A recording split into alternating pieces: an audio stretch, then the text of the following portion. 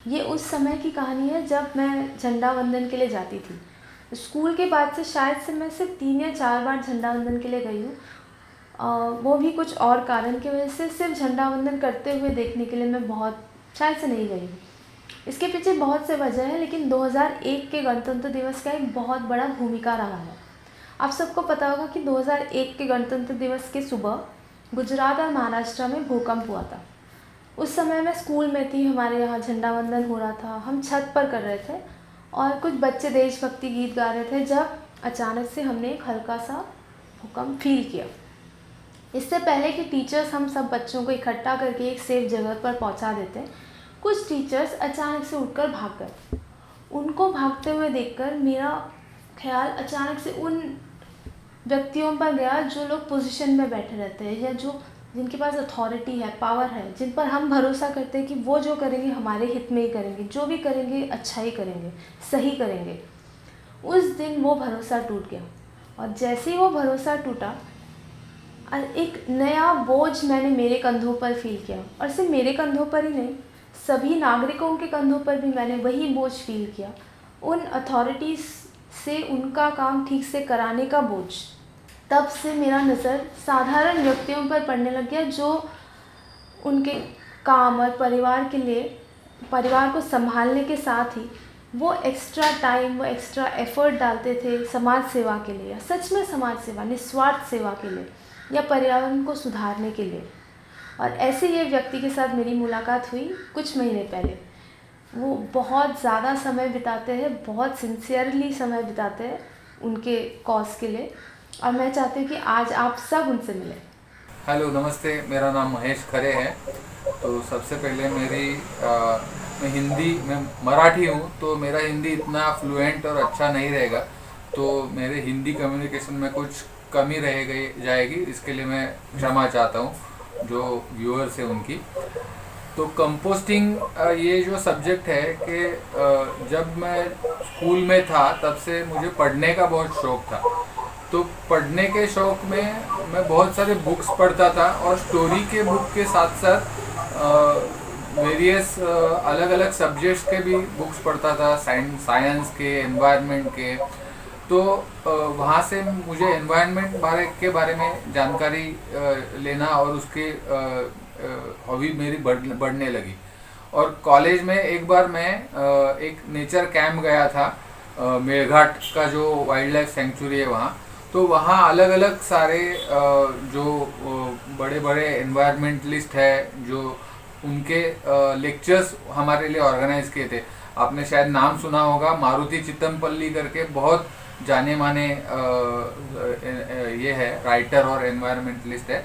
तो उनका लेक्चर भी था। तो वहाँ भी मुझे एनवायरनमेंट के बारे में बहुत जानकारी मिली और मेरी हॉबी बढ़ते चली गई उसके बारे में। तो मैंने सोचना चालू किया कि हम सिटी में रहते हैं तो हम क्या कर सकते हैं। जो लोग गांव में रहते हैं वो पेड़ लगा सकते हैं, उसके लिए कुछ कर सकते हैं। तो सिटी में हम क्या कर सकते हैं। तो सिटी में मुझे मालूम हुआ कि हम जो वेस्ट होता है हमारा, तो वेस्ट के वजह से बहुत सारे प्रॉब्लम्स होते हैं। तो आज जब मैं कॉलेज में था उसी टाइम मैंने फिर यहाँ जो डिफरेंट ऑर्गेनाइजेशंस है जो वेस्ट मैनेजमेंट के लिए काम करती है, जैसे मुंबई में एक मराठी विज्ञान परिषद करके एक रेप्यूटेड ऑर्गेनाइजेशन है। तो उनके तरफ से कुछ एक्सपेरिमेंट्स किए जा रहे हैं। और उसी तरह स्त्री मुक्ति संगठना करके है, उन्होंने ये रैक पिकर्स जो रहते हैं उनके लिए बहुत सारा काम किया है। उनके काम के साथ उन्होंने वेस्ट मैनेजमेंट का भी काम किया है चेंबूर में। तो मैंने कॉलेज के टाइम में ही मैं वहाँ जाके उनका प्रोजेक्ट कैसा है, क्या है, कैसा करते हैं वो देखता था, उनसे जानकारी लेता था। और टेरेस में आरटी दोषी करके एक बहुत बड़े ये थे, उन्होंने टेरेस पे गार्डनिंग फार्मिंग किया था। तो फूड वेस्ट में से उन्होंने आम के ट्री, नारियल के ट्री टेरेस पे लगाए थे। तो वो सब मैं देख के बहुत इंस्पायर हो गया कि ऐसा कुछ तो होना चाहिए कि हम वेस्ट मैनेजमेंट कर सके। मैं पूना में भी जाके बहुत सारे लोगों को मिल के आया था। तो मैंने खुद के एक्सपेरिमेंट चालू किए थे। जैसे कि एक पिट बनाया और उस पिट में सोसाइटी का फूड वेस्ट डालने लगा, उसमें जैसे अर्थवर्म्स होते हैं, गांडूड़ बोलते हैं हम मराठी में, तो वो मैंने किधर से मैनेज किए, खरीदना पड़ा और वो डाले थे। और वो उस एक्सपेरिमेंट में मुझे बहुत बार सक्सेस नहीं मिला, क्योंकि मैं कोई ये नहीं था, मतलब उसका मेरा स्टडी ज़्यादा नहीं था, मैं और इंटरनेट का भी वो टाइम इतना स्प्रेड नहीं था, तो मुझे जो जानकारी ऐसा किसी से बात करके मिलती थी उससे मैं एक्सपेरिमेंट कर रहा था। तो बाद में ड्रम्स, वो जो पानी का बड़ा ड्रम रहता है वो काट के उसमें मैंने एक्सपेरिमेंट्स किए कि उसमें कचरा डालेंगे। तो थोड़ा थोड़ा सक्सेस मिलता था, फिर फेल्यूर आता था, और पूरे हमारे सोसाइटी से मैं फूड वेस्ट है वो कलेक्ट करता था। तो वो टाइम बहुत तकलीफ हुई, मगर उससे मेरा एंथुजियाज्म बढ़ता गया। जैसे मुझे सक्सेस नहीं मिलता था तो मैं और कोशिश करता था। तो इसमें कई साल गए, मगर मेरा काम चालू था, कुछ भी करके एनवायरनमेंट पे कुछ तो वेस्ट मैनेजमेंट में हमको कुछ करना चाहिए। तो वेस्ट मैनेजमेंट तो पहले कोई भी उसमें काम करने के लिए तैयार नहीं होता है। सबके लिए जो कचरा हम करते हैं, जो चीज़ मैंने अभी खाया, होटल से कुछ पार्सल मंगाया और मैंने उसमें से खाया है, और 15 मिनट में बाद मैं वो बाल्टी में डाल दूंगा तो वो कचरा बन गया, और फिर उसको मुझे ही हाथ लगाने को गंदा लगता है। ये जो मेंटेलिटी अपना है वो एकदम गलत है।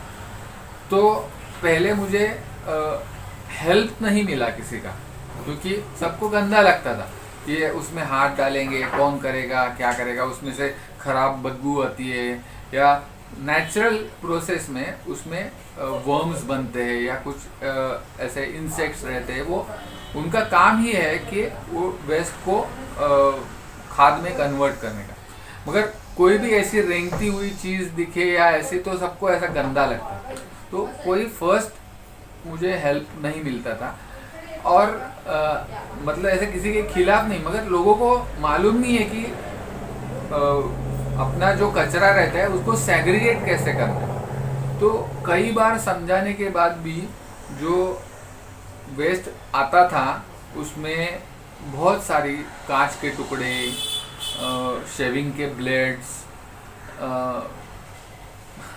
क्या बोलूँ अभी, ये जो फीमेल के जो पैड, सैनिटरी नैपकिन्स होते वो भी आए थे। तो पहले पहले ऐसा गुस्सा आता था कि क्यों ये सब इसमें आता है, जो डिग्रेडेबल नहीं हो रहा है उसमें भी क्यों डालते हैं लोग, क्योंकि आफ्टर ऑल मैं ग्लोव्स लेके काम करता था, फिर भी गंदा लगता है ना ये चीज़ में हाथ डाल के। तो मैंने खुद को जो रैक पिकर्स या जो म्यूनसिपैलिटी के वर्कर्स है उनसे मैंने मन में ही सोचा कि उनको कैसे लगता होगा। हम सब एक सोसाइटी में 12 ब्लॉक का वेस्ट आता है, और उसमें ऐसी कुछ कुछ चीज़ें कभी कभी आती है तो मुझे खराब लगता है, गुस्सा आता है। तो वो पूरा उनका लाइफ, उनका पूरा काम इसी टाइप के इसमें करते हैं। हमने कई बार वीडियो भी देखे हैं कि जो म्यूनसिपैलिटी का ड्रेनेज का मैनहोल रहता है वो ऐसा पूरा गंदे पानी से भरा रहता है, और उस आदमी को उसके अंदर अंडर वाटर भी नहीं, वो वाटर नहीं, गंदगी के नीचे जाना पड़ता है उसको।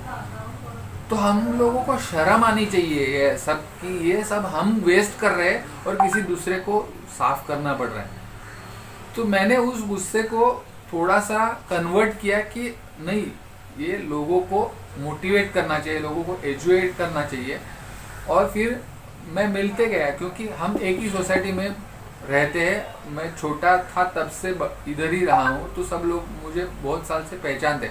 तो पर्सन टू पर्सन मैंने पेशेंटली कांटेक्ट किया, सबको बात किया, कभी ग्रुप में सबको दिखाया कि देखो ये आया है, ये आपको सही लगता है क्या कि आपने इसमें डाला है और मैं उसमें काम कर रहा हूँ, अगर मुझे कटेगा तो मुझे बीमार हो सकता हूँ मैं। तो ये सब मैं खुद के लिए नहीं कर रहा हूँ, अपने सोसाइटी के लिए कर रहा हूँ। तो एक मैंने प्रिंसिपली पहले से किया कि जो भी कुछ एक्सपेंस रहेंगे वो मैं अपने खर्चे से करूँगा, और जो भी कुछ इनकम मिलेगा वो सोसाइटी के खाते में जमा होगा। ये जो ये बनता है, उसमें से खाद बनता है। तो अगर कोई आके पूछता है कि ये हमको चाहिए हमारे पेड़ पौधों के लिए, तो हम वो बेचते हैं 80 रुपीज़ kg, ऐसा बेचते। बहुत ऐसा कुछ लाइन लगा के लोग नहीं आते, बहुत दिनों बाद कुछ लोग आते हैं, मगर जो भी खरीदते हैं तो वो पैसा सोसाइटी के अकाउंट में जाएगा और जो खर्चा होगा वो मैं करूँगा। ऐसा एक्सपेरिमेंट टाइम पे मेरा ये था। तो मैं स्मोकिंग नहीं करता हूँ, मुझे ड्रिंक्स का ये नहीं है कभी। तो मैं सोचा कि ये मेरा हॉबी है या ये मेरा पैशन है, इसके लिए मैं खर्चा करूँगा। तो थाने में एक कौस्तुभ तामंतकर सर करके है, तो मुझे एक मेरे कॉमन फ्रेंड ने उनके बारे में बताया, तो उनसे मैं जाके मिला। तो उन्होंने भी वो टाइम उनके भी एक्सपेरिमेंट चालू थे। उन्होंने एक बास्केट जैसा बनाया था, और उस बास्केट में, ये बास्केट तो अभी बहुत लोग बनाते हैं उस टाइप के बास्केट, तो उसमें उन्होंने उनका वो मॉडल था। तो मैंने वो एक्सपेरिमेंट ऑलरेडी किया था, तो उसमें कुछ थोड़े फ्लॉज थे। तो बाद में उन्होंने एक ऐसा ड्रम जैसा मॉडल बनाया। तो वो उनका एक वो इंजीनियर है, तो मैकेनिकल इंजीनियर, तो उनको वो टेक्निकल नॉलेज बहुत अच्छा है। जैसे कि मैं आर्टिस्ट हूँ, मुझे आइडियाज़ आते हैं, मगर वो कैसे बनाएंगे उसके लिए ऐसा कोई टेक्निकल माइंड वाला चाहिए। तो फॉर्चुनेटली मैं उनसे कनेक्ट हो गया, और उन्होंने एक बढ़िया सा मशीन बनाया, फाइबर ग्लास का ड्रम बनाया, और उसमें उन्होंने एक हैंडल जोड़ा है और उसको नाम दिया है अविरत पात्र।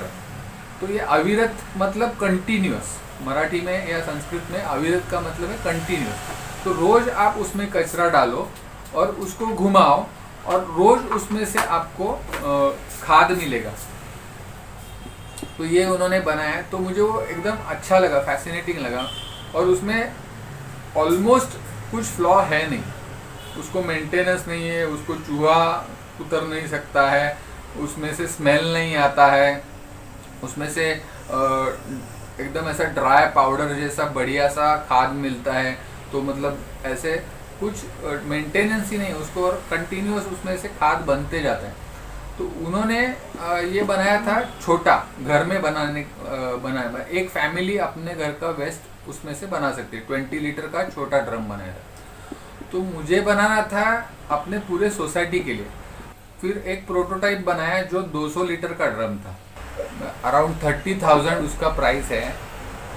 और वो 30,000 प्राइस मेरे लिए ज़रा बहुत ज़्यादा रहता था, अगर मैं उतना एक्सपेंस करना चाहता था तो वो मैं नहीं कर सकता था। तो मैंने सोसाइटी में मीटिंग लिया सबके साथ, और सबको बताया कि ऐसा ऐसा ये मॉडल है, और ये इसको 100% सक्सेस मिल सकता है, उसमें कोई फ्लॉज नहीं है, कुछ प्रॉब्लम नहीं है, उसको मेंटेनेंस नहीं लगेगा कुछ, तो हम उसको खरीदेंगे।